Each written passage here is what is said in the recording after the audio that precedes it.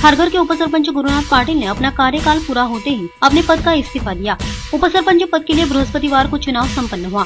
इस चुनाव में सोमनाथ श्रीपत मात्रे बिनविरोध रूप से उपसरपंच पद पर विराजमान हुए।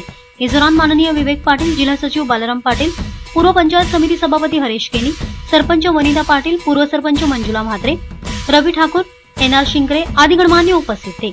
इस दौरान उपस्थित गणमान्यों ने नवनिर्वाचित उपसरपंच को बधाइयां दी।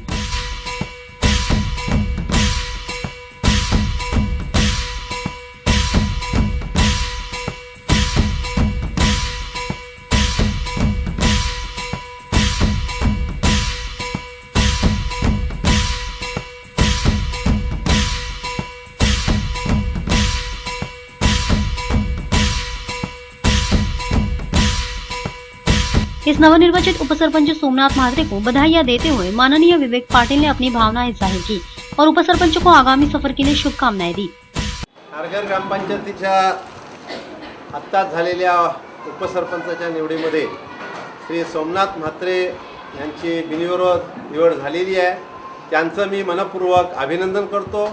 त्यांच्या या पदाच्या कारकिर्दीमध्ये त्यांच्या हातनं चांगलं काम घडो अशा त्यांना निश्चितपणे शुभेच्छा देत आहे।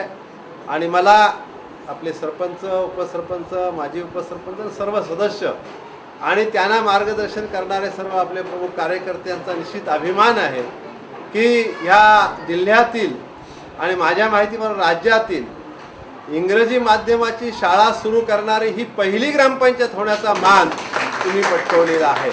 आतापर्यंतच्या ग्रामपंचायतीने रस्ते, वीज, पाणी पुरवठा अशा प्रकारची कामं बरेचशा ठिकाणी झालेली आहेत, पण एक शिक्षण क्षेत्रामध्ये एक वेगळं पाऊल टाकण्याचं काम ह्या ग्रामपंचायतीने केलेलं आहे।